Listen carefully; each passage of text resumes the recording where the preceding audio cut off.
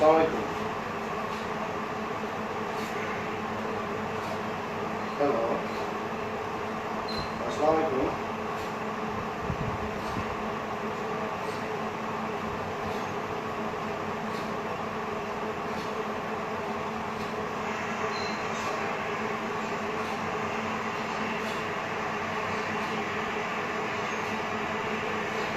শোনা যাচ্ছে? হ্যালো,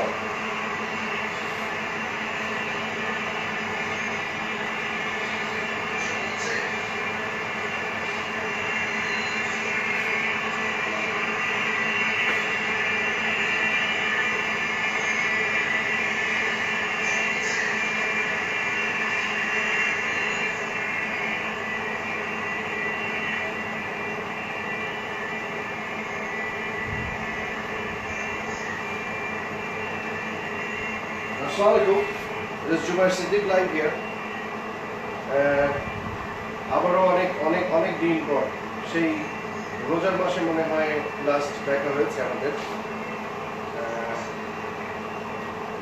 আমি বিশেষ কনফিডেন্স রয়্যাল মোরবান্নামারি দৌলতপুর শাখার পক্ষ থেকে সবাইকে আন্তরিক শুভেচ্ছা জানাচ্ছি এবং আমার সঙ্গে সরাসরি সম্প্রচারে অংশগ্রহণ করার জন্য বিশেষ বিশেষ ধন্যবাদ।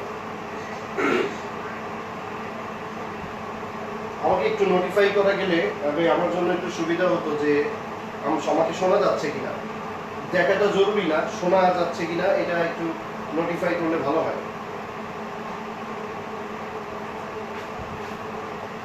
Can anybody help me notify? Are you hearing me, please?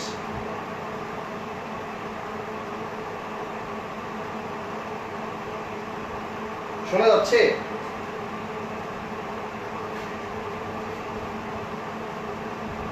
কেউ একটু নোটিফাই করেন যে শোনা যাচ্ছে কিনা।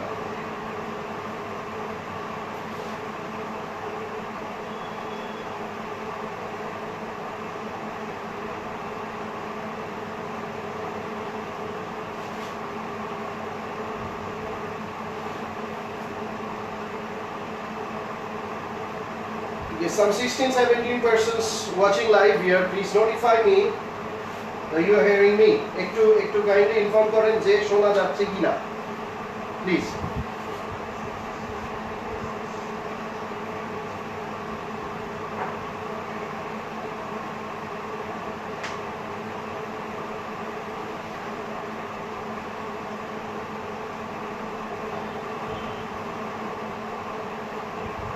Hello,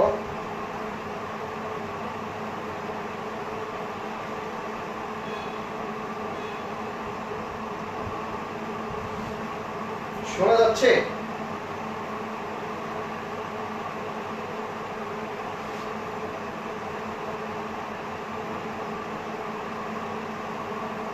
thank you. আচ্ছা, ঠিক আছে। আমরা আজকের ক্লাসে বেসিক সেন্টেন্স স্ট্রাকচারের বিষয় নিয়ে আলোচনা করব। যে একটা ইংরেজি সেন্টেন্সে আসলে বেসিকলি কি কি থাকে। হ্যাঁ, এটা আমাদের খুবই প্রাইমারি ক্লাস বা ইনিশিয়াল ডিসকাশনস, কিন্তু এই যে দীর্ঘ একটা খেয়াসের কারণে আমরা পড়াশোনা থেকে দারুণভাবে সরে গিয়েছি বলে আমার মনে হয় যে জিনিসটা উই শুড হ্যাভ রিপিটেশন। আমাদের এটা একটা পুনরাবৃত্তি দরকার। এই কারণে আজকের ক্লাসের বিষয়বস্তুটা রাখা হচ্ছে বেসিক সেন্টেন্স স্ট্রাকচার। হ্যাঁ, আচ্ছা, তাহলে একজন ইনফর্ম করেছিল যে ক্লিয়ার শোনা যাচ্ছে স্যার। ঠিক আছে, ধন্যবাদ।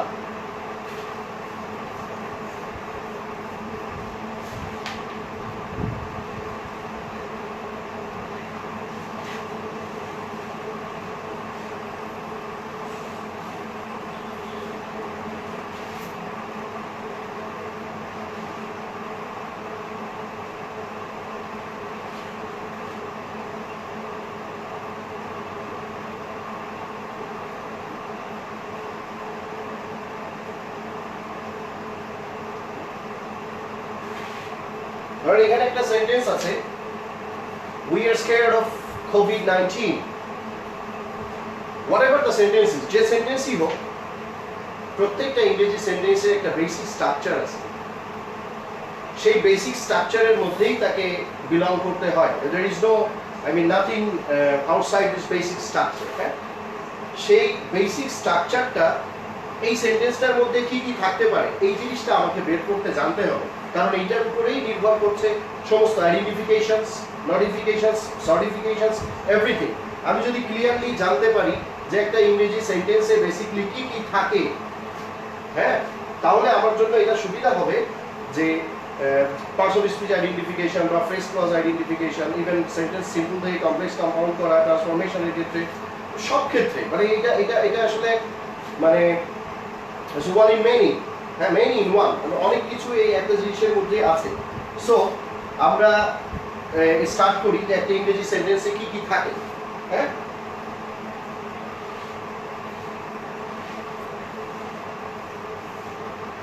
আমরা যে সেন্টেন্সটা এখানে লিখেছিলাম সেই সেন্টেন্সটা আমরা আসবো, আগে আমরা বেসিক স্ট্রাকচারটা একটু দিয়ে দিই।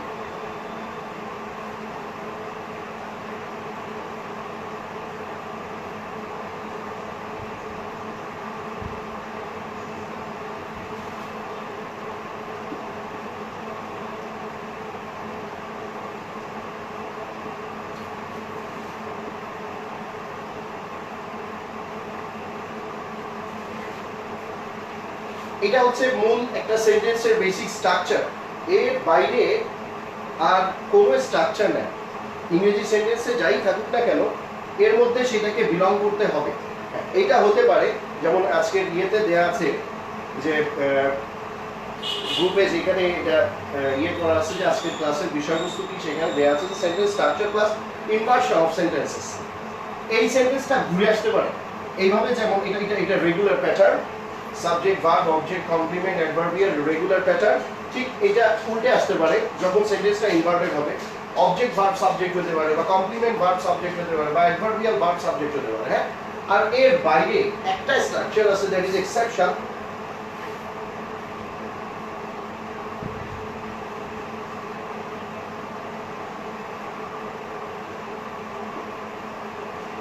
Subject, verb plus possessive. এই স্ট্রাকচারটা ব্যতিক্রম, অনলি এক্সেপশন। এর বাইরে আর কোনো আর সব কিছু এর মধ্যে পড়বে। হ্যাঁ, তো এইটা আমরা পরে আসবো। আমরা বেসিক সেন্টেন্সটা স্ট্রাকচারটা আগে দেখিনি। এটা জানাই রাখলাম যে একটা there is only one exception to this basic structures, that is subject plus verb plus possessive। যখন আমরা পুরো সেন্টেন্স স্ট্রাকচারগুলো করে আসবো উইথ ইনভার্সন, তারপরে এটা আমাকে একটু রিমাইন্ডার দিয়ে দিলে হবে যে এইটার ব্যাপারটা কি, যে এই সাবজেক্ট, ভার্ব প্লাস পজেসিভের ব্যাপারটা কি।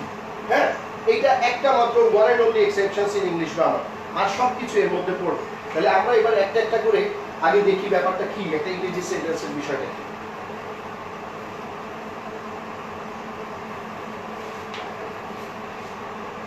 এখানে আছে বেসিক স্ট্রাকচার, তার মধ্যে কি কি আছে? সাবজেক্ট, ভার্ব, অবজেক্ট, কমপ্লিমেন্ট আর অ্যাডভার্বিয়াল। এই আমরা একটা একটা করে জিনিস জানি। সাবজেক্ট, ইংরেজি বাক্যের সাবজেক্ট মানে বাংলায় কর্তা বা যে করে, ব্যাপারটা শুধু এর মধ্যে সীমাবদ্ধ না। ইংরেজি বাক্যের সাবজেক্ট মানে যাকে উদ্দেশ্য করে কিছু বলা হয়। তার মানে সাবজেক্ট যে সবসময় সক্রিয় বা স্বয়ংক্রিয় শক্তি হবে, ব্যাপারটা এরকম না। সাবজেক্ট ইনঅ্যানিমেট অবজেক্টও হতে পারে। হ্যাঁ, কারণ যাকে উদ্দেশ্য করে বলা হয় সেই সাবজেক্ট। আমরা এই সেন্টেন্সটার মধ্যে যতগুলা জিনিস আছে তার প্রত্যেকটা জিনিসকে আমাদেরকে পার্টিকুলারলি আইডেন্টিফাই করতে জানতে হবে যে what is object, what is complement and what is adverbial. তাহলে আমরা বুঝতে পারবো যে ইংরেজি সেন্টেন্সের মধ্যে কি কি থাকে। একটা একটা করে দেখি।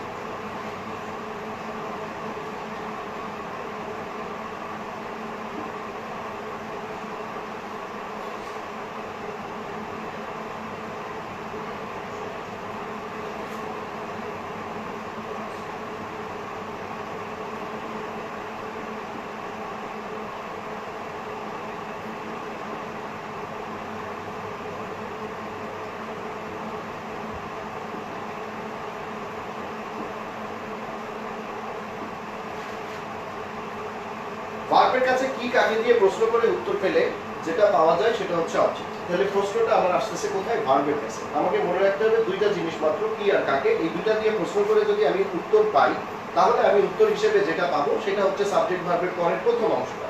That is object. আচ্ছা, তাহলে আমার পুরো যে ব্যাপারটা হচ্ছে সেই ব্যাপারটা হচ্ছে ভার্বের কাছেই আমি প্রশ্নটা শুরু করছি। এই সাবজেক্ট ভার্বের পরে যে অবজেক্ট আছে, এই অবজেক্টের বাংলা প্রতিশব্দ যেটা, সেটা হচ্ছে কর্ম। কর্ম মানে কর্তা যা করে।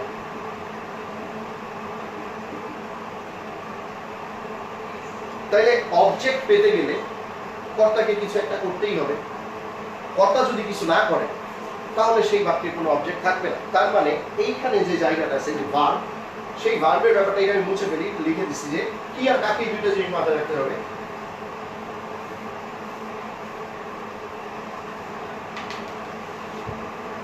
এই ভার্বটা, ভার্বের তো ভ্যারিয়াস টাইপস হয়, বিভিন্ন ভাবে ভার্বের মধ্যে আসা যায়। হ্যাঁ, এইখানে সেন্টেন্স আইডেন্টিফিকেশনের জন্য আমার প্রথম যে কাজটা সেটা হচ্ছে ফলো করতে হবে যে এই ভার্বটার মধ্যে কোনো অ্যাকশন আছে কিনা, অ্যাকশন, অথবা এই ভার্বটা নন অ্যাক্টিভ বা বিং ভার্ব কিনা। অ্যাকশন মানে সক্রিয়, ক্রিয়াটা সক্রিয় কিনা, ক্রিয়া দ্বারা কোনো কিছু করানো, করা বোঝাচ্ছে কিনা, বা এরকম কিছু আছে কিনা। হ্যাঁ,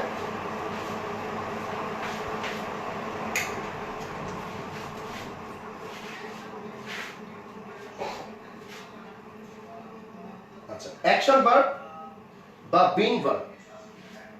অ্যাকশনে হচ্ছে যদি কিছু করা বোঝায় তাহলে সেটা অ্যাকশন ভার্ব হবে, আর যদি করা না বোঝায়, ক্রিয়াটা যদি সক্রিয় না থাকে, তাহলে সেটা নন অ্যাক্টিভ বা বিং ভার্ব হবে।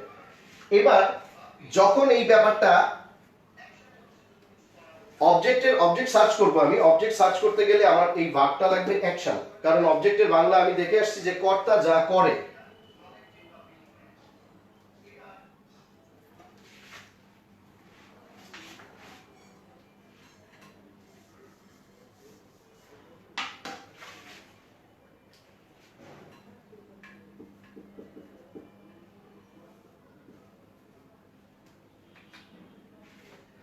I am সাবজেক্ট আছে, এইটা ভার্ব। তাহলে এবার আমার সাবজেক্ট ভার্বের পরে অবজেক্ট থাকবে কি না, এই ব্যাপারটা নির্ভর করছে এই ভার্বের অবস্থার উপরে। কারণ অবজেক্ট হচ্ছে কর্ম, কর্তা যা করে। কর্তা যদি কিছু করে তাহলে সেটা অবজেক্ট হবে, আর কর্তা যদি কিছু না করে তাহলে তো অবজেক্ট হবে না, কারণ কর্মের সংজ্ঞাটাই হচ্ছে কর্তা যেটা করে। আই অ্যাম, আমি কি কিছু করছি। আই অ্যাম মানে আমি কিছু করছি না। তাহলে এই ভার্বটা এ নাকি বি? এই ভার্বটা কি অ্যাকশন না বিং? এই ভার্বের মধ্যে তো কোনো অ্যাকশন নাই, তাহলে এই ভার্বটা বিং। আর ভার্বের মধ্যে যদি অ্যাকশন না থাকে তাহলে এরপরে আমি যাই পাই না কেন সেটা কোনোভাবেই অবজেক্ট হবে না। হ্যাঁ, তাহলে অবজেক্ট পেতে গেলে আমার দরকার হচ্ছে কি কি? অবজেক্ট পেতে গেলে আমার প্রয়োজন হচ্ছে একটা ভার্ব, যেই ভার্বের মধ্যে অ্যাকশন আছে, যেই ভার্বটার সক্রিয়। কারণ ভার্ব দ্বারা যদি কিছু করা নাই বোঝায় তাহলে সেই ভার্বের অবজেক্ট আর আসবে না। এখানে আমি যে সেন্টেন্সটা লিখেছি আই অ্যাম, এই ভার্বের কাছে যদি আমি দেখতে চাই যে এটার মধ্যে কোনো এটার অবজেক্ট থাকবে কিনা, তাহলে আমাকে প্রথমে দেখতে হবে ভার্বটা সক্রিয় কিনা। এটা মানে প্রায়র রিকোয়ারমেন্টস। ভার্বটা সক্রিয় হলেই যে অবজেক্ট পাওয়া যায় ব্যাপারটা এরকম না, কিন্তু ফার্স্ট কন্ডিশন হচ্ছে ভার্বটা সক্রিয় কিনা। অ্যামটা নিষ্ক্রিয় ভার্ব, অ্যাম সক্রিয় না, অ্যাক্টিভ না, সো এরপরে আমি অবজেক্ট পাচ্ছি না। আচ্ছা, এইবার আমি যদি লিখি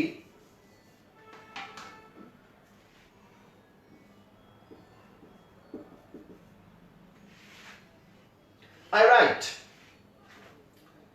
এর সাবজেক্ট আই, এরপরে ভার্ব আছে রাইট, তাহলে আমি লিখি, তাহলে আমি একটা কিছু করছি। তাহলে আমার এই যে ক্রিয়াটা, এই ক্রিয়াটা অ্যাকশন না being? If it is action or being, it is action. কারণ আমি লিখি, তারপরে আমি কিছু একটা করছি, এর একটা কাজ করা বোঝাচ্ছে। তাহলে এটা যদি অ্যাকশন ভার্ব হয়, এইবার এখানে আমার অবজেক্টের একটা সম্ভাবনা তৈরি হয়েছে।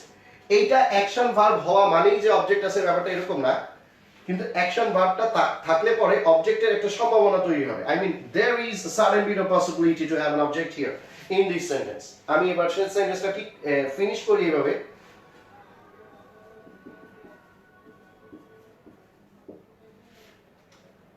I write with a pen. সেন্টেন্সটা কমপ্লিট হয়েছে। এইবার আমার সাবজেক্ট এটা আই, ভার্ব হচ্ছে রাইট। এবার এরপরে আমার অবজেক্ট আছে কিনা, যেহেতু আমার ভার্বটা সক্রিয় ছিল সো অবজেক্টের একটা সম্ভাবনা তো তৈরি হয়েছে। এইবার এরপরে অবজেক্ট আছে কিনা এটার জন্য আমাকে এই ভার্বের কাছে কি এবং কাকে এই দুইটা জিনিস দিয়ে প্রশ্ন করতে হবে। এইবার যখন এম ছিল তখন কি কাকে দিয়ে প্রশ্ন করার অপশনই ছিল না, কারণ এম এর মধ্যে কোনো অ্যাকশনই নাই। এখন আমার এখানে ভার্ব আছে রাইট, আমি এর কাছে কি কাকে দিয়ে প্রশ্ন করতে পারি। প্রশ্ন করে যদি আমি আনসার পাই তবেই অবজেক্ট হবে। But if there is no answer asking the questions, তাইলে কোনো অবজেক্ট কিন্তু নাই। প্রশ্ন করি আমি কি লিখি, উত্তর আছে নাই। কাকে লিখি, উইথ এ পেন, না। তাইলে ভার্বটা সক্রিয় হওয়া সত্ত্বেও এখানে কিন্তু অবজেক্ট নাই। অবজেক্ট থাকতে গেলে ভার্বটা সক্রিয় হতে হবে এবং সেই সক্রিয় ভার্বের কাছে কি বা কাকে দুইটা যে কোনো একটা দিয়ে প্রশ্ন করে উত্তর পেতে হবে। আমি যদি লিখি আই রাইট হার, আমি তাকে লিখি, অবজেক্ট আছে এখানে, আছে। কাকে দিয়ে প্রশ্ন করলে আমি উত্তরটা পাচ্ছি, তাকে। তাহলে আমি কাকে লিখি, তাকে লিখি।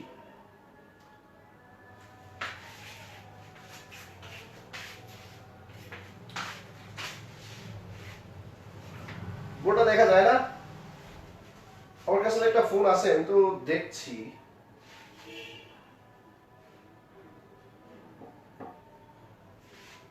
তো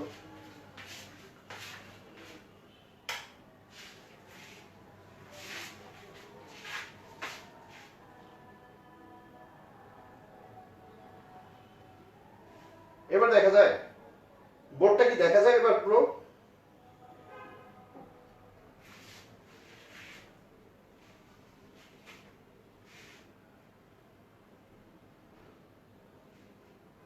এবার মনে হয় দেখা যাচ্ছে না, বোর্ডটা পুরো দেখা যাচ্ছে না এবার।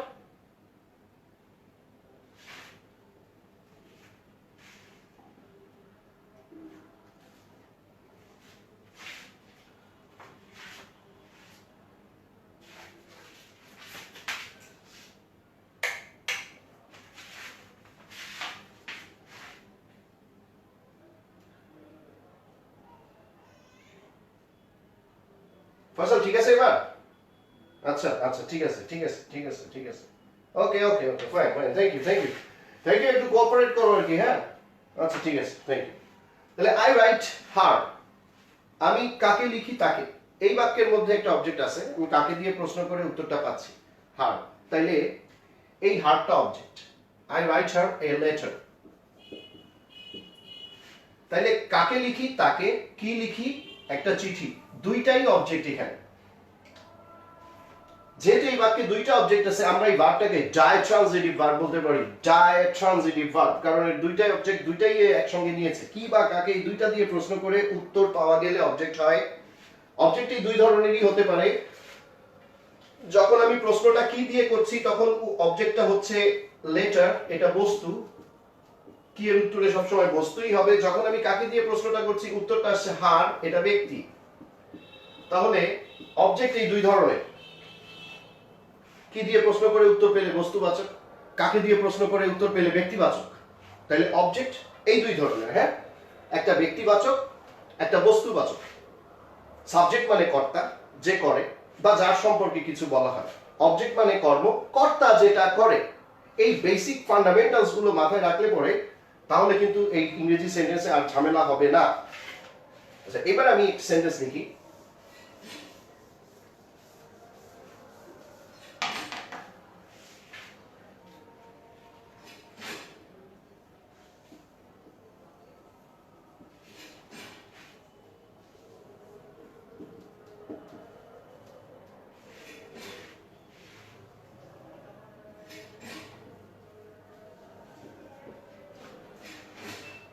I bought my friend a chocolate. আমি আমার বন্ধুকে একটা চকলেট কিনে দিলাম। আচ্ছা, এই বাক্যে আমি যদি প্রশ্ন করি কাকে দিলাম, বন্ধুকে, কি দিলাম, চকলেট। তাহলে এই বাক্যেও দুইটা অবজেক্ট আছে। আমি এইবার বলি বিষয়টা, অবজেক্ট এবং কমপ্লিমেন্ট আইডেন্টিফাই করতে এক ধরনের প্রবলেমে আমরা উই সাফার ফ্রম। হ্যাঁ, এই কনসেপচুয়াল জায়গাটা ক্লিয়ার থাকে না বলেই কিন্তু এই প্রবলেমগুলো হয়। আমাদের যদি কনসেপ্টটা ক্লিয়ার থাকে যে হোয়াট ইজ অবজেক্ট আর হোয়াট ইজ কমপ্লিমেন্ট, তাহলে কিন্তু এটা ডিটারমাইন করা বা আইডেন্টিফাই করা কোনো ব্যাপারই না। আর এটার উপরে পুরো নির্ভর করে ইংরেজি সেন্টেন্সের কোন জায়গাটায় কি কি থাকে। যেমন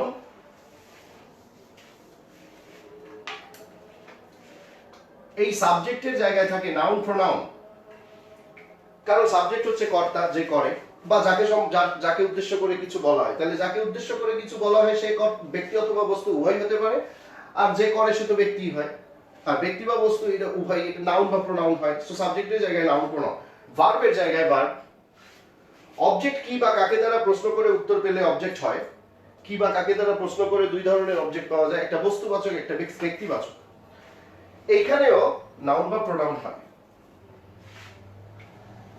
তাহলে দেখা যাচ্ছে যে সাবজেক্ট অবজেক্ট ভার্ব এই যে এরিয়াসগুলোর সম্পর্কে যদি কনসেপ্টস ক্লিয়ার থাকে, তাহলে কিন্তু কোন জায়গায় কোন শব্দ, কোন পার্টস অফ স্পিচ, কোন ফ্রেজ, কোন ক্লজ, মানে পুরো ইংরেজি বিষয়টাই কিন্তু স্বচ্ছতা পেয়ে যাবে যদি এই ব্যাপারটা ক্লিয়ারলি মাথার মধ্যে ঢুকে। বহুবার, বহু ব্যাচে, বহু ক্লাসে, বহু জায়গায় এটার উপরে ক্লাস হওয়ার পরেও কিন্তু পার্টস অফ স্পিচ আইডেন্টিফিকেশনে প্রবলেম হয়, ফ্রেজ ক্লজ আইডেন্টিফিকেশনে প্রবলেম হয়। এন্ড ইট মিন্স যে এই জায়গায় তাহলে একটা দুর্বলতা রয়ে গেছে বা কনসেপচুয়ালি ক্লিয়ার না।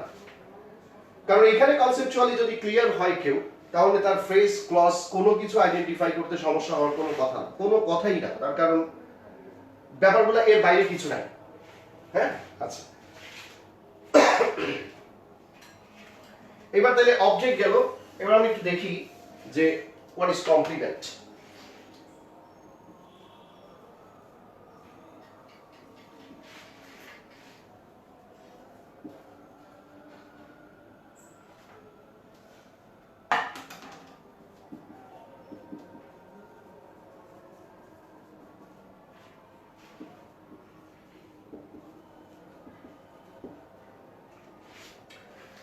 কমপ্লিমেন্টের সংজ্ঞা কিন্তু একটা গোজামিল দিয়ে বোঝার অভ্যাস আছে আমাদের, হ্যাঁ, বা the books available in the market provide this kind of informations. I mean গোজামিল। কমপ্লিমেন্ট সম্পর্কে কনসেপ্ট ক্লিয়ার থাকতে হবে। এই যে এপাশ ওপাশ সাবজেক্ট অবজেক্ট যদি এক হয়, সাবজেক্ট অবজেক্ট এক হবে কিভাবে? সাবজেক্ট মানে কর্তা যে করে, অবজেক্ট মানে কর্ম যা করে, এটা এক কিভাবে হয়? Is there any way out to be similar? মানে কোনোভাবেই কি এটা এক হওয়ার কোনো সম্ভাবনা আছে? No way. তাহলে সাবজেক্ট অবজেক্ট যদি এক হয়, তাহলে এটা কমপ্লিমেন্ট হবে। এই যে ধরনের অবান্তর উত্তর, তাই না? এরা বিভিন্ন বই পুস্তকেও এরকম এই ধরনের ব্যাপার স্যাপার আছে আর কি, গোজামিল দিয়ে বোঝানো, ওইভাবে বোঝা যাবে না। কমপ্লিমেন্টের সংজ্ঞাটা এখানে দেয়া আছে কি? Complement completes incomplete predication. ব্যাপারটা কি আসছে তাহলে? বলছে যে কমপ্লিমেন্ট হচ্ছে সম্পূর্ণ করে কাকে?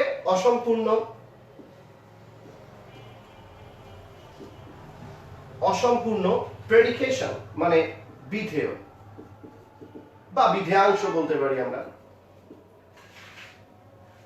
তাহলে কমপ্লিমেন্টের যে সংজ্ঞা, সেই সংজ্ঞায় কি থাকছে? কমপ্লিমেন্ট কমপ্লিটস ইনকমপ্লিট প্রেডিকেশন, তার মানে অসম্পূর্ণ বিধেয়াংশকে সম্পূর্ণ করে কমপ্লিমেন্ট। অসম্পূর্ণ বিধেয়াংশকে সম্পূর্ণ করে কমপ্লিমেন্ট। বিধেয়াংশ অসম্পূর্ণ কি জিনিস? আচ্ছা, বিধেয়াংশ হচ্ছে ইংরেজি বাক্যের দুইটা অংশে থাকে। যেমন পাঁচটা ডিপার্টমেন্ট আমরা এখানে দেখছি, subject verb object complement adverb, তেমনি দুইটা ডিভিশন থাকে, একটা হচ্ছে সাবজেক্ট আর একটা প্রেডিকেট। বিধেয়াংশ হচ্ছে ওই প্রেডিকেট অংশটা, যেটা ফাইনাইট ভার্ব থেকে শুরু করে শেষ পর্যন্ত হয়। ফাইনাইট ভার্বের এপাশে যা থাকে সেটা সাবজেক্ট। বিধেয়াংশ ব্যাপারটা একটু দেখি।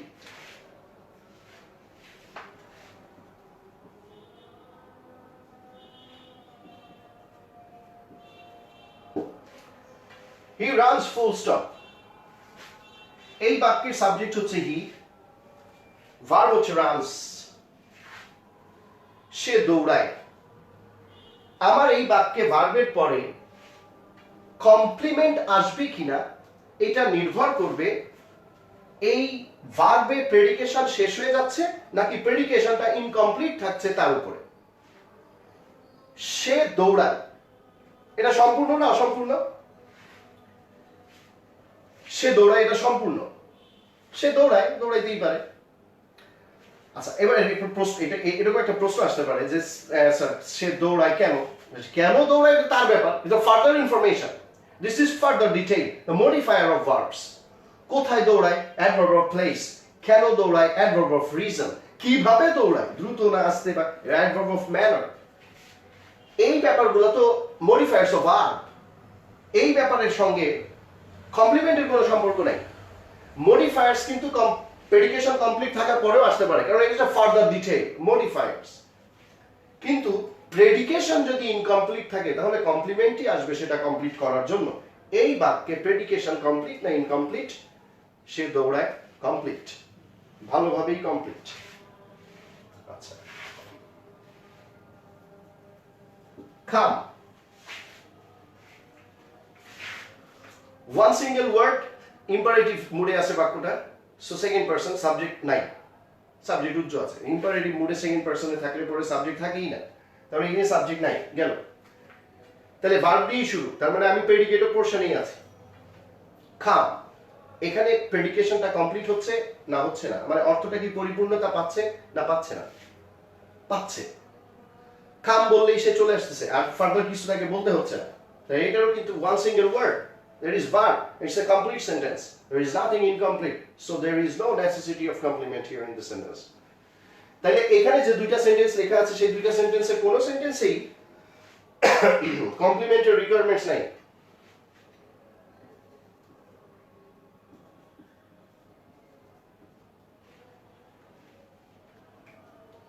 He feels, সে অনুভব করে। আচ্ছা, এইখানে কিন্তু আমার মধ্যে এক ধরনের ডিজায়ার কাজ করছে যে what does he feel, সে কি অনুভব করে, মানে I am not satisfied with the subject and verb here, আমি এইখানে কোনোভাবেই সাবজেক্ট এবং ভার্বেই সন্তুষ্ট হতে পারছি না, আমার মধ্যে একটা কোয়েরি কাজ করছে যে সে কি ফিল করে। হ্যাঁ, এইবার এই সেন্টেন্সটাকে কমপ্লিট করার জন্য আমি যদি লিখি he feels sorry, তাহলে এবার সেন্টেন্সটা কমপ্লিট হয়েছে না? কে কমপ্লিট করলো সেন্টেন্সটা? সরি, এই সরিটা তাহলে কমপ্লিমেন্ট। হ্যাঁ, যেমন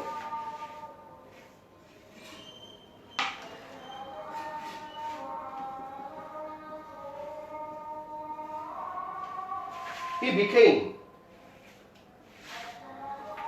এই সাবজেক্ট ভার্ব, he became মানে সে হয়েছিল। এই ভার্বের মধ্যে প্রেডিকেশন কমপ্লিট কি কমপ্লিট না, সে হয়েছিল, এখানেও আমার একটা কোয়েরি থেকে যাচ্ছে, সে হয়েছিল কি হয়েছিল, সে হয়েছিল কি, তাহলে এটা এই কি এর উত্তর কিন্তু অবজেক্ট না। হ্যাঁ, for your kind information, the answer of this কি ইজ নট অবজেক্ট, কারণ অবজেক্ট হতে গেলে তো কর্তাকে কিছু একটা করতে হয়, এই ভার্বের মধ্যে তো অ্যাটলিস্ট অ্যাকশন নাই, কর্তা তো কিছু করছে না। সো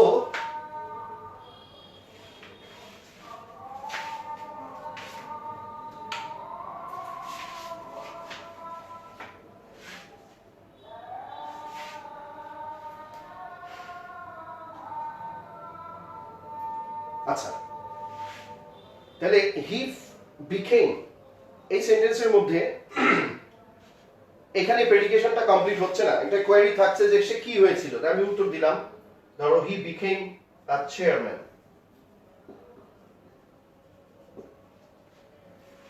তাহলে এবার এই প্রেডিকেশনটা কমপ্লিট হয়েছে যে সে একজন চেয়ারম্যান হয়েছিল, প্রেডিকেশনটা কমপ্লিট করলো কে?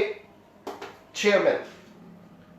তাহলে এই চেয়ারম্যান, এই সরি, এরা কিন্তু অবজেক্ট না, এটা কমপ্লিমেন্ট। আচ্ছা, যখন কমপ্লিমেন্ট হয়, কারণ এটা তো প্রেডিকেশনকে কমপ্লিট করে, এই কমপ্লিমেন্ট আর এই সাবজেক্টটা একই হয়, এই চেয়ারম্যান আর এই হি সেম, এই সরি আর এই হি সেম, কিন্তু সাবজেক্ট আর অবজেক্ট তো কোনোভাবেই সেম হবে না, তাই না? কারণ সাবজেক্ট হচ্ছে কর্তা আর অবজেক্ট হচ্ছে কর্ম।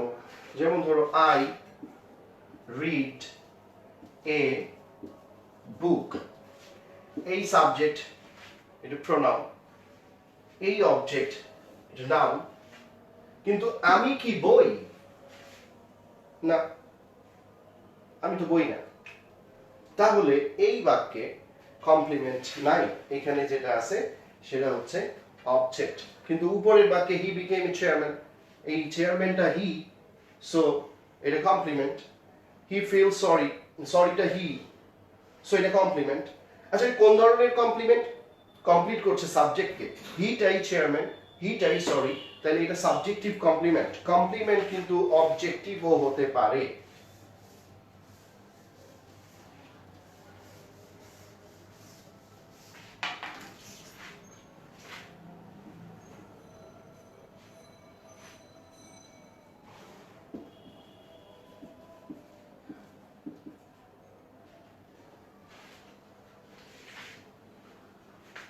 We nominated him, আমরা তাকে নমিনেট করেছিলাম। এই বাক্যে কি কি আছে দেখো, এই সাবজেক্ট, নমিনেটেড ভার্ব। এর কাছে যদি আমি কি কাকে দিয়ে প্রশ্ন করি কাকে নমিনেট করেছিলাম, তাহলে উত্তর হিসেবে আসবে হিম, তাহলে এটা অবজেক্ট। তাহলে সাবজেক্ট ভার্ব অবজেক্ট তিনটাই আছে। প্রেডিকেশনটা কি কমপ্লিট, তার মানে নমিনেটেড হিমটা কি কমপ্লিট, আমরা তাকে নমিনেট করেছিলাম। there is desire remaining, right? এখন একটা আকাঙ্ক্ষা এখানে থেকেই যাচ্ছে যে কি কি নমিনেট করেছিলাম আমরা, আমরা তাকে নমিনেট করেছিলাম, কি নমিনেট করেছিলাম। সো এই ডিজায়ারটা থেকে যাওয়ার কারণে প্রেডিকেশনটা ইনকমপ্লিট হয়ে যাচ্ছে। এখন যদি আমি এখানে লিখি we nominated him counselor, এবার এটা কমপ্লিট হচ্ছে, রাইট? কাকে নমিনেট করেছি, কাকে নমিনেট করেছি, তাকে। কি নমিনেট করেছি, কাউন্সিলর। আরেকটা সেন্টেন্স আমি নিচে লিখে দিই,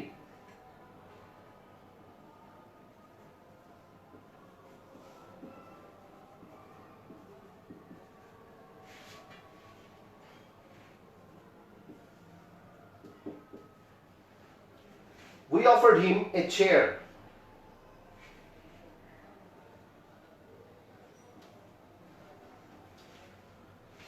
we offered him a chair। আচ্ছা একই ভাবে আমরা যদি আসি এখানে অফার্ড এর কাছে প্রশ্ন করব কাকে দিয়ে, কাকে অফার করেছিলাম, তাকে। কি অফার করেছিলাম, একটা চেয়ার। একই ভাবে আসতেছে কিন্তু কাকে নমিনেট করেছিলাম, তাকে। কি নমিনেট করেছিলাম, কাউন্সিলর। কাকে অফার করেছিলাম, তাকে। কি অফার করেছিলাম, chair. But there is difference. একই প্রসেসে আসলেও দুইটা বাক্যের মধ্যে কিন্তু কমপ্লিমেন্ট নাই। উপরের বাক্যটায় কমপ্লিমেন্ট আছে। কমপ্লিমেন্ট যদি সাবজেক্টিভ হয় তাহলে সাবজেক্ট যা ও তাই হবে, কমপ্লিমেন্ট যদি অবজেক্টিভ হয় তাহলে অবজেক্ট যা ও তাই হবে। হ্যাঁ, আর যদি সেখানে ভিন্ন ভিন্ন জিনিস থাকে তাহলে কিন্তু সেখানে দুই ধরনের অবজেক্ট থাকবে। এইখানে উই নমিনেটেড হিম কাউন্সিলর, এই হিম আর এই কাউন্সিলর সেম, একই ব্যক্তি, কিন্তু আমরা তাকে দিয়েছিলাম একটা চেয়ার। এই হিম আর এই chair it's not same. when same complement, when different, two kinds of object।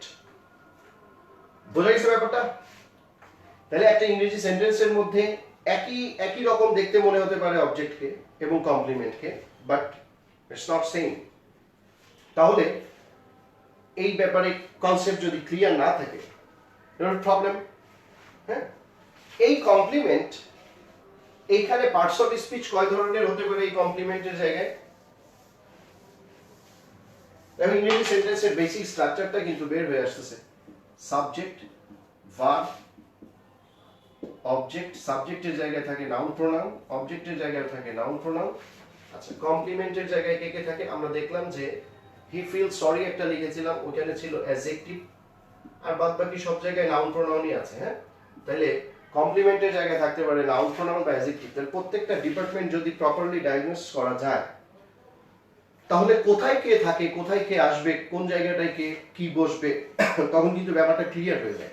এই জায়গায় যদি একটা ওয়ার্ড থাকে সে অবশ্যই নাউন প্রোনাউন হবে। যদি a group of words without finite verb থাকে সে নাউন ফ্রেজ হবে। যদি a group of words with a finite verb থাকে তাহলে নাউন ক্লজ হবে। Same happens here. অবজেক্টের ক্ষেত্রে অবজেক্টের এই জায়গাতে যদি একটা শব্দ থাকে নাউন প্রোনাউন হবে, যদি একের বেশি শব্দ ফাইনাইট ভার্ব ছাড়া থাকে তাহলে নাউন ফ্রেজ হবে। যদি একের বেশি শব্দ ফাইনাইট ভার্ব সহ থাকে তাহলে নাউন ক্লজ হবে। এখানে যদি কোনো ইনফর্ম থাকে, এখানে যদি কোনো ইনফর্ম থাকে যে জিরান্ড হবে। কমপ্লিমেন্টের জায়গায় নাউন প্রোনাউন প্লাস অ্যাডজেক্টিভ থাকতে পারে, তার মানে ওইখানে যদি গ্রুপ অফ ওয়ার্ডস থাকে তাহলে অ্যাডজেক্টিভ ফ্রেজও হতে পারে বা নাউন ফ্রেজও হতে পারে। ওইখানে যদি একটা আইএনজি থাকে সেটা জিরান্ডও হতে পারে, প্রেজেন্ট পার্টিসিপলও হতে পারে, কারণ এখানে অ্যাডজেক্টিভ থাকে। সো এই সেন্টেন্স স্ট্রাকচারের কনসেপ্ট যদি ক্লিয়ার থাকে তাহলে কিন্তু মানে there is no problem that properly diagnosis করা, প্রপারলি আইডেন্টিফাই করা কোন সেন্টেন্সে কি আছে, কোন শব্দটা কি, কোন ফ্রেজটা কি, কোন ক্লজটা কি, you will be able to answer each and every questions available there যদি এই জায়গাটায় কনসেপ্টসটা ক্লিয়ার থাকে। তাহলে আমরা অলরেডি সেন্টেন্সের যে যে যে জিনিসগুলো ছিল তার মধ্যে সাবজেক্ট, ভার্ব, অবজেক্ট এবং কমপ্লিমেন্ট সম্পর্কে আমাদের একটা ধারণা অলরেডি চলে আসছে। একটা জিনিস বাকি আছে, সেটা কি ছিল? সেটা অ্যাডভার্বিয়াল, তাই না? এইবার এটা মোছা উচিত হয়নি।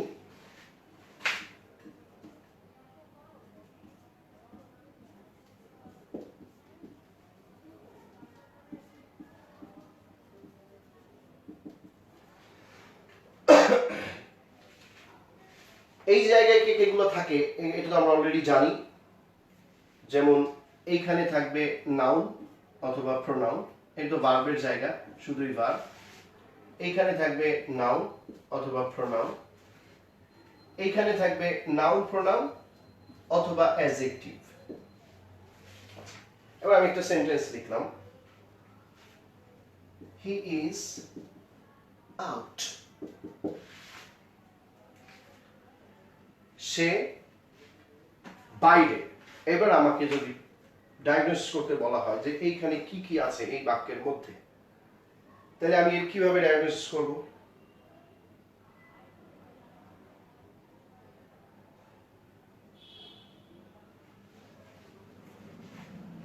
হি ইজ আউট, সাবজেক্ট হি। আচ্ছা, পেলাম। এবার সাবজেক্ট ভার্বকে ইজ, তাহলে আমি এই জায়গায় আসছি। এবার এই ভার্বের মধ্যে আমাকে দেখতে হবে যে এই ভার্বটা এ নাকি ভার্বটা বি। ইজ এর মধ্যে কি কোনো অ্যাকশন আছে? মানে হাউ টু আইডেন্টিফাই, কিভাবে বের করতে হয়, হ্যাঁ, যে কি আছে কি নাই, এরপরে কি আছে, ভার্বের পরের পোরশনটা এখানে কি হতে পারে, এটা বের করার প্রসেসটা কি? প্রথমেই ভার্বটাকে দেখা যে ভার্বটা কি। হি ইজ, ইজ ভার্বটার মধ্যে অ্যাকশন আছে? না, নাই। তাইলে অবজেক্টের সম্ভাবনা শেষ। ইজ ভার্বের পরে কমপ্লিমেন্ট হইতে পারে, হ্যাঁ। কমপ্লিমেন্ট হতে গেলে কি হবে? এই হিটাই আউট হবে। যদি হিটাই আউট হয় তাহলে কমপ্লিমেন্ট হবে।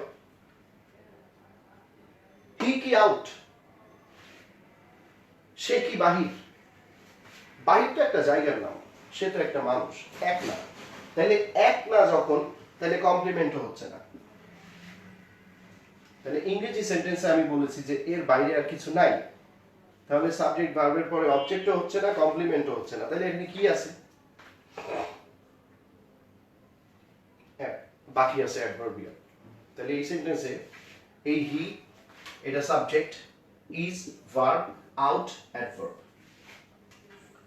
এখানে একটা শব্দ আছে, তাহলে এখানে একটা শব্দ থাকলে ওই শব্দটাই অ্যাডভার্ব হয়, হ্যাঁ।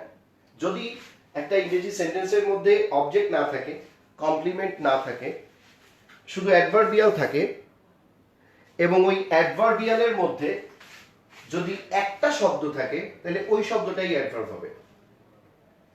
বুঝতে পারলাম? অবজেক্ট নাই, কমপ্লিমেন্ট নাই, তার মানে আমি অ্যাডভার্বিয়ালের ডিপার্টমেন্টে চলে আসছি। এবার ওই জায়গায় যদি সিঙ্গেল ওয়ার্ড থাকে, একটা অনলি ওয়ান ওয়ার্ড, তাহলে ওই ওয়ার্ডটাই অ্যাডভার্ব হবে। যেমন আউট, এর একটা ওয়ার্ড আছে, এটাই অ্যাডভার্ব, হ্যাঁ। আচ্ছা,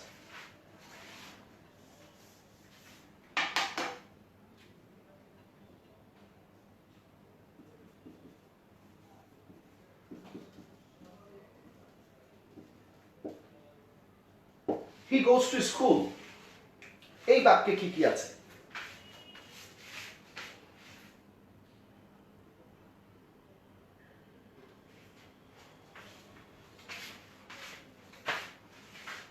he goes to school, হ্যাঁ। আচ্ছা, এই সেন্টেন্সের মধ্যে আমরা দেখি কি কি। এটা সাবজেক্ট, এটা ভার্ব, অ্যাকশন আছে। এবার goes, there is an action in this verb, right? তাহলে এইবার অ্যাকশন যেহেতু আছে তাহলে অবজেক্টের একটা সম্ভাবনা তৈরি হয়। তাহলে আমি এখানে অবজেক্টের জন্য আমার রিকোয়ারমেন্টস কি কি বা কাকে দিয়ে প্রশ্ন করি আমি, সে যায় কি যায়, হয় না, কাকে যায় হয় না। তাহলে ভার্বটা অ্যাকশন ছিল কিন্তু অবজেক্ট নাই, দেয়ার ইজ নো অবজেক্ট। আচ্ছা, তাহলে এবার কমপ্লিমেন্ট যদি হতে হয় তাহলে টু স্কুলটাই হি হবে। তাহলে হি কি টু স্কুল না, টু স্কুল তো একটা ডেস্টিনেশন আর হি তো পারসন, তাহলে এটা হলো না। তাহলে কমপ্লিমেন্টও নাই, বাকি আছে কি, একটাই এলাকা আছে বাকি, অ্যাডভার্বিয়াল। তাহলে এইখানে অ্যাডভার্বিয়াল আছে, এরই একটা শব্দ আছে না, এখানে একটা প্রিপোজিশন আছে আর এরপরে একটা নাউন আছে। তাহলে একের বেশি শব্দ যদি অ্যাডভার্বিয়ালে থাকে তাহলে প্রিপোজিশন প্লাস নাউন থাকে। তাহলে বেসিক সেন্টেন্স স্ট্রাকচারটা পুরো বের হয়ে গেল। হ্যাঁ, যে ভার্ব অবজেক্টের জায়গায় নাউন প্রোনাউন, কমপ্লিমেন্টের জায়গায় নাউন প্রোনাউন অথবা অ্যাডজেক্টিভ, অ্যাডভার্বিয়ালের জায়গায় যদি একটা সিঙ্গেল ওয়ার্ড থাকে তাহলে সেটা অ্যাডভার্ব হবে, আর যদি একের বেশি ওয়ার্ড থাকে তাহলে এটা প্রিপোজিশন প্লাস নাউন যোগে হয়। আমাদের একটা এরকম একটা কোশ্চেন আসে, দেখো আমি দেখাই। এই জিনিসগুলো জানা জরুরি কেন? ওই গতানুগতিক গাইড বই মুখস্থ করে ওই যে কোশ্চেন ওইখান দিয়ে কমন আসবে সেই কোশ্চেন আনসার, মানে এই লেভেলে এসে বিসিএস পরীক্ষা দিয়ে বা এই বিসিএস পরীক্ষা দিতে যাচ্ছ, you are going to appear the biggest ever exam in our country. এইখানে you can no way be dependent on the guide books, right? that you will get some questions common in your exam. No, এই ধরনের intention বা tendency থাকাটাই তো মানে দুঃখজনক। So you have to give it up. দেখো এইরকম একটা সেন্টেন্স কিন্তু ইউ অফেন ফেস।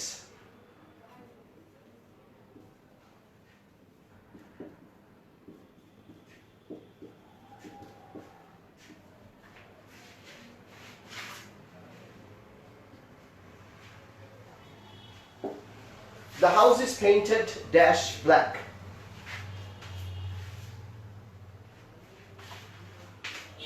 কোশ্চেন আসে এই শূন্য স্থানে কি হবে? In, with, by, no preposition. হ্যাঁ, উত্তর যদি আমি বলি যে এর উত্তরটা কি হবে, সবাই কারেক্ট উত্তর দিবে, আই নো, কারণ এটা মুখস্থ। হ্যাঁ, if I ask what is the answer here, everybody will answer or everybody will go for D. There's no preposition, is that because this is memorized, I know, এটা guide বইয়ে আছে। কেন হবে না প্রিপোজিশন, কেন হবে না এইটা এক্সপ্লেইন করো। এই বাক্যের এইটা, এই যে দিস হাউস, এই অবজেক্ট সাবজেক্ট হয়েছে, যেহেতু বাক্যটা প্যাসিভ এমনি ইনভার্টেড হয়েছে, অবজেক্ট সাবজেক্টের জায়গায় চলে আসছে। আচ্ছা, সাবজেক্টের এরপরে কি আছে? Is painted verb. তাহলে এই এলাকায় তুমি আসো। আর অবজেক্ট তো এখানে খোঁজার দরকার নেই, কারণ অবজেক্টই সাবজেক্ট হয়েছে, বাক্যটা যেহেতু প্যাসিভ। কমপ্লিমেন্ট আছে কিনা দেখতে হবে। এই ড্যাশের মধ্যে যদি আমি একটা প্রিপোজিশন দেই তাহলে তো এটা এই এলাকায় চলে যাবে। এই ড্যাশে যদি আমি প্রিপোজিশন দেই, হ্যাঁ, তাহলে তো এটা এই এলাকায় চলে যাবে। কিন্তু this house is painted black, তার মানে বাড়িটাই তো কালো হয়ে গেছে। তাহলে এইখানে এই ব্ল্যাকটাই তো এই হাউসের কমপ্লিমেন্ট। এই জন্য এখানে আমি যদি উইথ, ইন, বাই কোনো প্রিপোজিশন দেই, প্রিপোজিশন এখানে দেয়া মানেই তো প্রিপোজিশন প্লাস নাউন, এটা অ্যাডভার্বিয়ালের ডিপার্টমেন্টে চলে যাবে, যেটি ভার্বের মডিফায়ার। এখানে তো ব্যাপারটা তা হচ্ছে না, এখানে তো এটা ভার্বের মডিফায়ার না। হ্যাঁ, এখানে তো এটা কমপ্লিমেন্ট, তাই এখানে প্রিপোজিশন হচ্ছে না। সো এই কনসেপ্টস গুলা যদি ক্লিয়ার না থাকে তখন এইগুলা বোঝা যায় না যে কোনটা কেন প্রিপোজিশন হবে না। বাকি তুমি মুখস্থ করলে এটা কমন আসলো, এটা পারলা, এটা মুখস্থ করলা না, এটা কমন আসে না, এগুলো তো তখন পারবা না। বুঝা গেছে ব্যাপারটা? এইটা ছিল regular sentence structure, basic sentence structure, যেটা রেগুলার প্যাটার্নে হয়। এই সেন্টেন্স স্ট্রাকচারটা উল্টা হতে পারে, তখন সেটাকে আমরা ইনভার্টেড সেন্টেন্স বলি। দেখো আমরা এটা জানি প্যাসিভ ভয়েসে অবজেক্ট আগে, তাই না? এই প্যাসিভ ভয়েসটা আসলে হয় কেন? বেসিক সেন্টেন্স স্ট্রাকচারটা কি? এই সাবজেক্ট, এই ভার্ব, এই অবজেক্ট, এই কমপ্লিমেন্ট, এই অ্যাডভার্বিয়াল, তাহলে ইনভার্টেড সেন্টেন্স যখন হবে উল্টায় আসবে, উল্টা দিক দিয়ে আসবে, অ্যারাবিকের মতো ডান দিক দিয়ে শুরু হবে। তার মানে object verb subject, complement verb subject অথবা অ্যাডভার্বিয়াল ভার্ব সাবজেক্ট। কখন হবে, কখন হয় এটা? যখন প্যাসিভ হয়। There are some cases when you have to use passive senses, যখন প্যাসিভ সেন্সই ব্যবহার করা লাগবে, কারণ অ্যাক্টিভে সেই বাক্যটা করা যাবে না। ধরো the book is sold, বইটা বিক্রি হয়ে গেছে। বইটা বিক্রি করা হয়, তাহলে এখানে অবজেক্ট আসছে, প্রথমে অবজেক্ট আসছে, এবার সাবজেক্ট নাই, আর এই বুক তো সাবজেক্ট না, অবজেক্ট সাবজেক্ট হয়েছে, ইনভার্টেড। একইভাবে কমপ্লিমেন্টও সাবজেক্টের জায়গায় আসতে পারে। এইটা কখন আসে? এই অবজেক্ট যেমন সাবজেক্ট হলো যখন প্যাসিভ ভয়েস হলো, প্যাসিভ ভয়েস হলে অবজেক্ট সাবজেক্ট হয়, কারণ অবজেক্টের উপরে ইম্পর্টেন্সটা যে পড়ে, ফোকাসটা যে পড়ে অবজেক্টের উপরে, অবজেক্ট প্রেসার ক্যারি করে, ইনভার্টেড হয়ে যায় সেন্টেন্স। ঠিক একইভাবে যদি কমপ্লিমেন্ট প্রেসার ক্যারি করে তাহলেও ইনভার্টেড হবে সেন্টেন্স। যেমন ধরো শি ইজ বিউটিফুল, এই বাক্যের মধ্যে কি কি আছে? সাবজেক্ট আছে, ভার্ব আছে, অ্যাডজেক্টিভ আছে, right?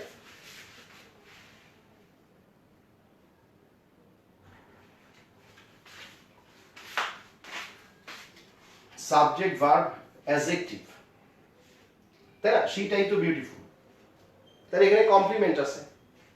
Non active verb is এর মধ্যে তো অ্যাকশন নাই, সো কি কাকে দিয়ে প্রশ্ন করার প্রশ্নই ওঠে না, কারণ ভার্বই তো সক্রিয় না, কর্তা কিছু করছেই না, তাহলে অবজেক্ট নাই। কমপ্লিমেন্ট হবে যদি কর্তাই এটা হয়, হ্যাঁ সেটাই বিউটিফুল, তাহলে কমপ্লিমেন্ট। এই কমপ্লিমেন্টটা, এই সেন্টেন্সটা ইনভার্ট হইতে পারে কখন? ধরো সে বিউটিফুল, এটা বাংলা হচ্ছে সে সুন্দর।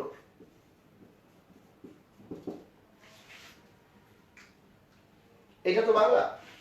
বাংলাটা যদি এরকম হয়, সুন্দর সে,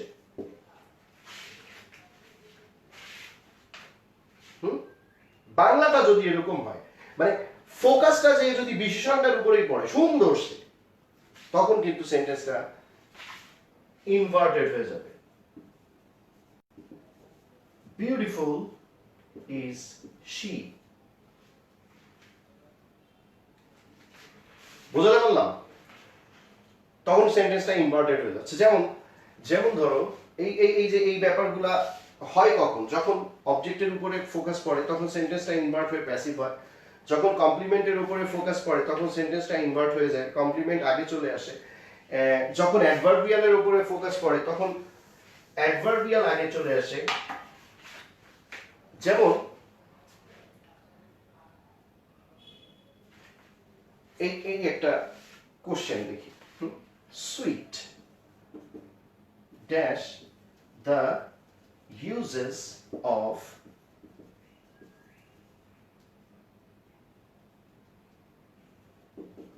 adversity.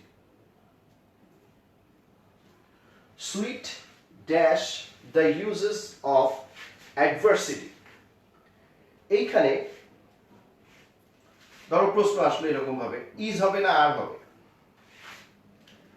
এখন স্বাভাবিকভাবেই এটা মাথায় আসতে পারে যে সুইট তো আনকাউন্টেবল, তাইলে আর তো হওয়ার কোনো প্রশ্নই ওঠে না, মানে হ্যাঁ, যেহেতু এটা আনকাউন্টেবল আর হওয়ার তো প্রশ্নই ওঠে না, তাহলে এখানে কি হবে? তাহলে ইজি হবে। ফাইন, এবার তোমাকে দেখতে হবে তাহলে তুমি সিম্পল স্ট্রাকচারে আছো, বেসিক যে স্ট্রাকচারে সাবজেক্ট ভার্ব এই স্ট্রাকচারে আছো। সুইট কি সাবজেক্ট? সুইট যদি সাবজেক্ট হয়, সাবজেক্টের জায়গায় কে কে থাকে? এই জায়গাটায় কে থাকে? এই জায়গাটায় থাকে নাউন প্রোনাউন। সুইট তো নাউন না, সুইট তো নাউন না, সুইট তো অ্যাডজেক্টিভ। এটা যদি সাবজেক্টের জায়গায় যদি সুইট আসতো তাহলে সুইটকে সুইটনেস হয়ে আসতে হতো। এই জায়গায় যদি সুইট আসতো তাহলে সুইটকে সুইটনেস হয়ে আসতে হতো। শুধু সুইট এটা সাবজেক্টের জায়গায় থাকতে পারে না, সাবজেক্টের জায়গাটা কার? নাউন প্রোনাউনের। তাহলে এখানে সুইট আসবে কিভাবে? তাহলে সুইট আসলে সাবজেক্ট না, তাহলে সুইটকে সুইট কমপ্লিমেন্ট। তুমি উল্টা করে পড়ো, সেন্টেন্সটা অ্যাডভার্স করে পড়ো, the uses of adversity sweet. তাইলে সেন্টেন্সটা ইনভার্টেড হয়ে গেছে। এখন তাহলে এখানে ভার্ব যদি আমি ইজ দিই কাটা হয়ে যাবে, এটা হবে না, এখানে ভার্ব হবে আর, কারণ সেন্টেন্স তো ইনভার্ট হয়ে গেছে, সেন্টেন্স সাবজেক্ট চলে গেছে পরে। ইনভার্ট হলে কিন্তু সাবজেক্ট পরে চলে যায়। আমাদের গ্রামে একটা স্কুল আছে। There is a school in our village. আমাদের গ্রামে 5টা স্কুল আছে। এই there যদি সাবজেক্ট হয় তাহলে তো এখানেও ইজ হবে। There is 5 schools in our village. তাহলে কি হইছে? এনি ইজ হবে। তাহলে সাবজেক্ট দেয়ার না, সাবজেক্ট দেয়ার হইলে ইজ হইতো, ইনভার্ট হয়ে গেছে, উল্টাই গেছে, সাবজেক্ট চলে গেছে পরে। এই কারণে এই স্কুল ইজ হবে, 5 schools আর হবে। This is also kind of inverted sentence. হ্যাঁ, তাহলে ইনভার্টেড সেন্টেন্স ইনভার্ট হয় কখন? যখন সেন্টেন্সের যে রেগুলার প্যাটার্ন থাকে, subject verb object complement adverb, এই রেগুলার প্যাটার্নের মধ্যে এমফাসাইজ যখন ক্যারি করে ল্যাটার পার্টস গুলো, অবজেক্ট যখন ফোকাস পায় প্যাসিভ হয় ইনভার্টেড, কমপ্লিমেন্ট যখন ফোকাস পায় ইনভার্টেড সেন্টেন্স হয়, অ্যাডভার্বিয়াল যদি ফোকাস পায় ইনভার্টেড সেন্টেন্স হবে। যেমন এখানে আমরা এরকম বইয়ে এরকম বাক্য দেখি না যে ডাউন ওয়েন্ট দ্য টাইটানিক।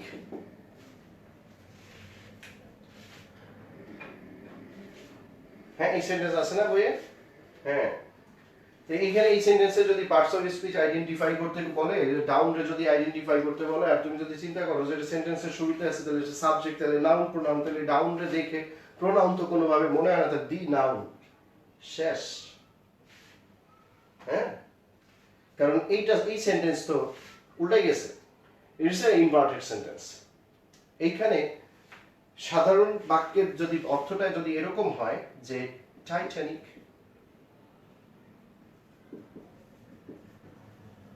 ডুবে গেল, তাহলে কিন্তু সেন্টেন্সটা এটা হয় না, তাহলে এটা হয় না। তখন কি হয় সেন্টেন্সটা? The Titanic went down। তাহলে এই যে বাক্যটা ইনভার্ট হয়েছে, কখন ইনভার্ট যখন হয় তখন বাক্যটার অর্থ হয়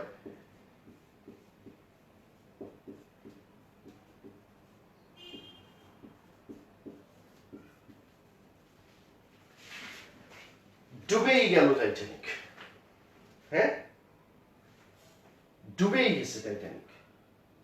তাহলে এখানে তার ভার্বের যে মডিফায়ারটা সেটার উপরে ফোকাসটা যে পড়ছে বলে সেন্টেন্সটা অ্যাডভার্ব ইনভার্টেড হয়ে গেছে, অ্যাডভার্বটা আগে চলে আসছে। যদি সেন্টেন্সটা এরকম স্বাভাবিক অর্ডারে থাকে যে টাইটানিক ডুবে গেল, তাহলে কিন্তু একরকম ব্যাপার, কিন্তু ডুবেই গেছে, তাহলে তুমি তো মডিফায়ারের উপরে এমফাসাইজটা যে করতেছো, সেন্টেন্সটাও সাথে সাথে ইনভার্টেড হয়ে যাচ্ছে। ক্লিয়ার? সেন্টেন্সটাও তখন প্রথমে অ্যাডভার্ব হচ্ছে, তারপরে ভার্ব হচ্ছে, তারপরে সাবজেক্ট চলে যাচ্ছে শেষে।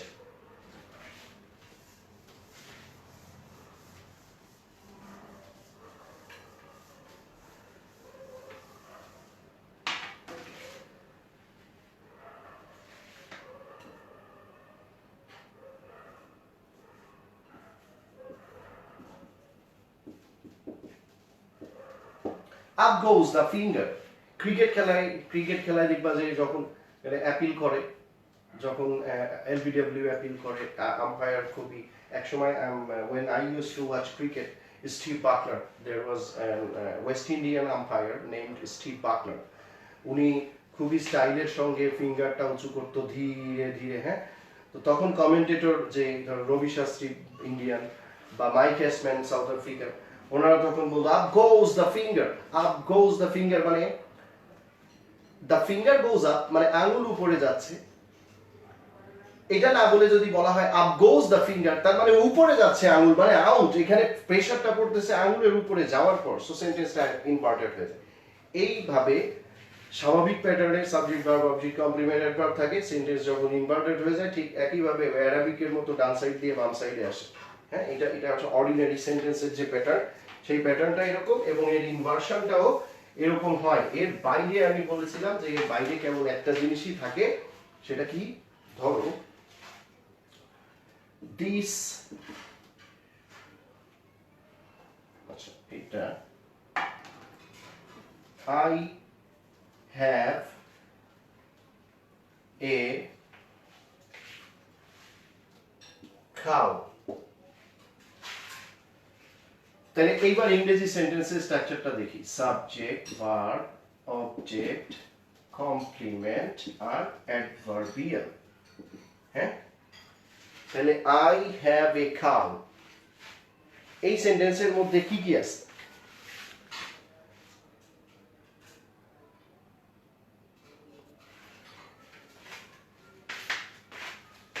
সাবজেক্ট ভার্ব, আমার আছে,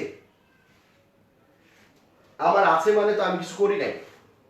অবজেক্ট হতে গেলে তো আমাকে কিছু একটা করতে হবে। আমি যদি বলি আই ডিড বা আই ওয়েন্ট বা আই কেম, তাও কিছু একটা করা বোঝায়। আই হ্যাভ কিছু করা বোঝাচ্ছে না, তাইলে অবজেক্টের অপশন শেষ। বাকি অবজেক্টের পরে আছে কি, কমপ্লিমেন্ট। এটা কমপ্লিমেন্ট হইলে তো তুমি আইডেন্টিটি ক্রাইসিসে পড়ে যাবে। হ্যাঁ, এটা ভোটার আইডি খারিজ হয়ে যাবে তোমার। এই কমপ্লিমেন্ট হলে বিপদ না। হ্যাঁ, এখানে তো সাবজেক্ট আছে, সাবজেক্টিভ কমপ্লিমেন্ট, তাহলে তো এইটা হয়ে গেল, বলো বাদ, তাহলে কমপ্লিমেন্টও হচ্ছে না। বাকি আছে কি, অ্যাডভার্বিয়াল। সিঙ্গেল ওয়ার্ড থাকলে অ্যাডভার্ব হবে, সিঙ্গেল ওয়ার্ডই আছে কিন্তু এটা অ্যাডভার্ব না, এটা নাউন, তাহলে এটা অ্যাডভার্বিয়ালও হচ্ছে না। তাহলে এই যে বেসিক সেন্টেন্স স্ট্রাকচার, এর কোনোটার মধ্যে যাচ্ছে না। এই একটা অল্টারনেটিভ বা ভ্যারিয়েশনস ইংরেজিতে আছে, there is only one exceptions, এটাকে আমরা বলি, এটা এখানে কি কি থাকছে, এটা সাবজেক্ট, এটা ভার্ব, আর এইটাকে আমরা বলবো পসেসিভ। তার মানে এটা আমার পসেশন, মানে আমার অধিকারে আছে, এই কারণে এটাকে আমরা বলছি পসেসিভ।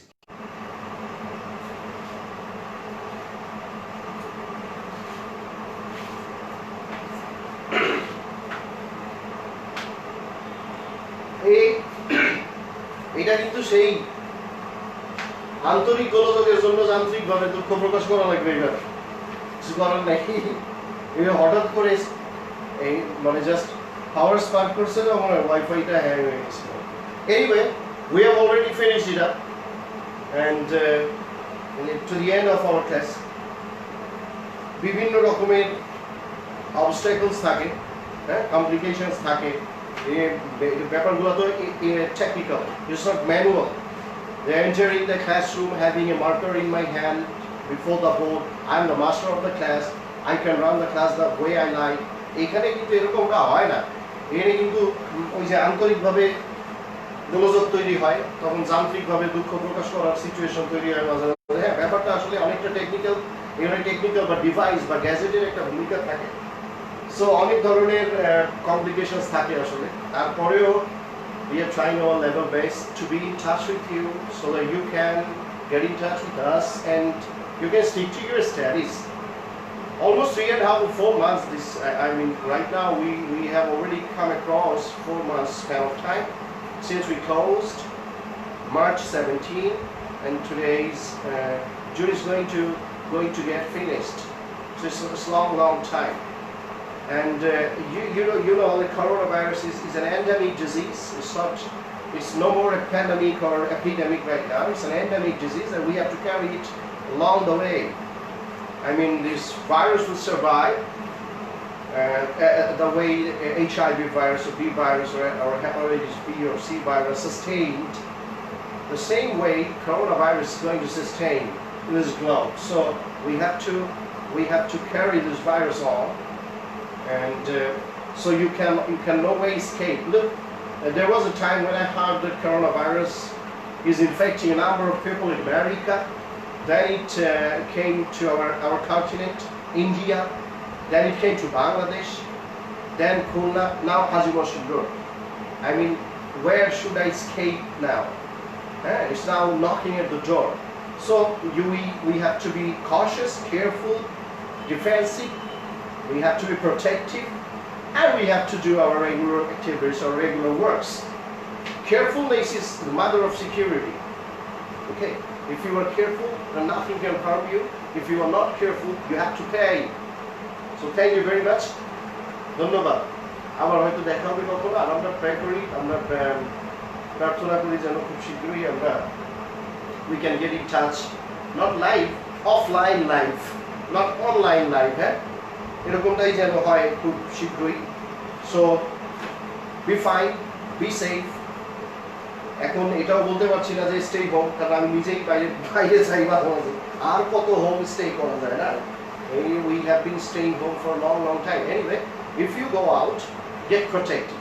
It হচ্ছে major important thing. You should have your protective measures or protective equipments with you. That is called PPE. I mean the personal protective equipments. এই তোমার একটা স্যানিটাইজার, গ্লোভস, একটা গ্লাস, একটা মাস্ক, একটা বা দুইটা ডাবল লেয়ারের মাস্ক হলে ভালো হয়। তো প্রোটেক্টিভ থাকলে, কশাস থাকলে আমার মনে হয় যে it's not that bothering. Yes, it's a deadly virus, devastating, but still we have to carry. So be protective, be safe, and stay home if not necessary going out, then stay home. If necessary, then go out, but with your protective measures. Thank you very much for today. Thank you.